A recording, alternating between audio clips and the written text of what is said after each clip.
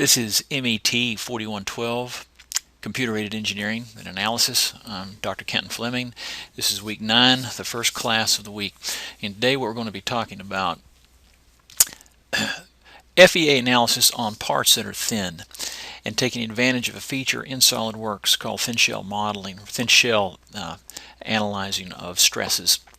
And to do that, we go to our web page, go to courses, and go to Computer Aided Engineering, go to week 9, and download the files.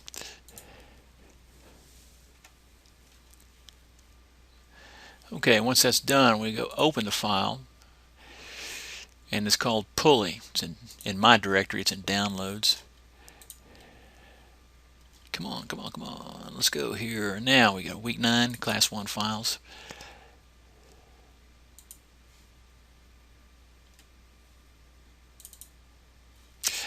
Go to Part and get the pulley. Now, what we have here is a part that's, as you can see, is relatively thin, and we're going to see some problems that we can encounter when trying to do an FEA analysis on a part that is thin. Let's, for one thing, we are going to take this pulley and load it up as if a belt were wrapped around 90 degrees of its circumference, and we're going to do so with a given pressure load and restraints, fixed restraint here to simulate the bearing support. To make it easier, we're going to take advantage of symmetry. We're going to unsuppress a feature that we're given here called symmetry. It's a symmetry cut. It's a cut feature named symmetry. Now, I forgot to load in the simulation. Let's go ahead and do that. Take a few seconds to do that. And once this loads up, we will apply our boundary conditions of restraints or fixtures and loads. And then we will mesh this part and solve for the stresses in the part. Here's a simulation tab. I'm going to create a study. I'm just going to call it Study 1. And there we are. Let's go to Fixtures, Fixed Geometry, and simulate the support for the bearing area of this pulley. The next thing I'm going to do is create a symmetry fixture on these faces here. What that does, once again in review, is it assures that no point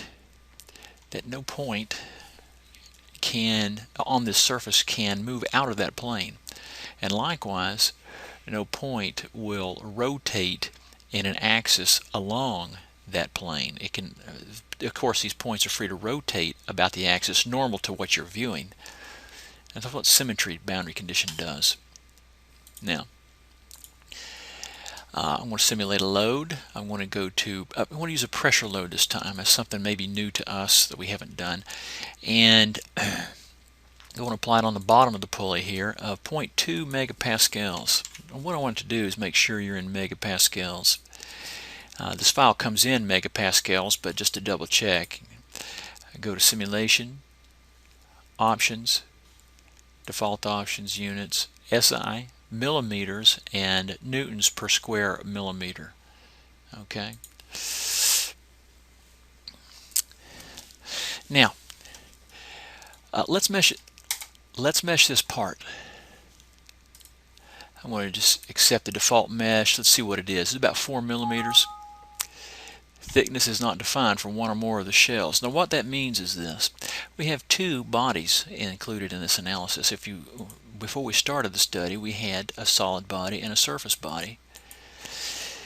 Now the solid body is shown, the surface body is hidden, but it's not suppressed, so it's still there, it's like invisible. And it appears in the analysis feature manager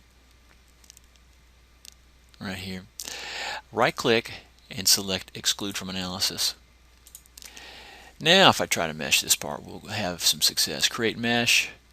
I've got a 4 millimeter mesh, that's fine. And what you're going to see is a relatively fine mesh, except it's coarse through the thickness of the part, and that can be a problem.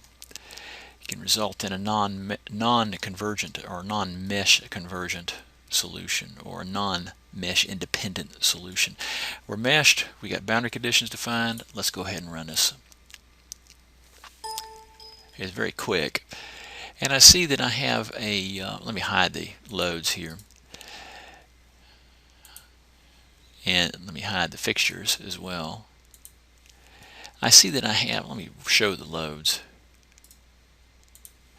I see what I have is a maximum stress of 83 point some odd, 84 megapascals, right there in the stress concentration.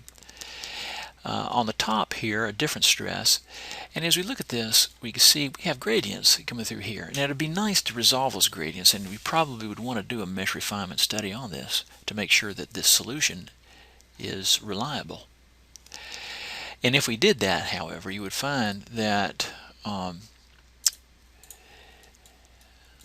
that we get quite a large number of mesh elements, quite small meshes, in order to refine this thing at all. And the refinement needed is in the direction across the thickness. Now, we can do that, or you can just take my word for it, that if you do that, you're going to get a study that took a lot longer than the last one to do. It'll take several minutes, probably maybe 3 to 5 minutes, which is not long typically, but in general FEA analyses of parts encountered in industry, it can get quite lengthy. We want to simplify this using a mesh on the surface element that we just suppressed a minute ago, that we just excluded from the study, and we're going to exclude from that study the solid body and then re-include the surface body. Now, I'll show you how to create that surface body briefly in the next video part 2 of this.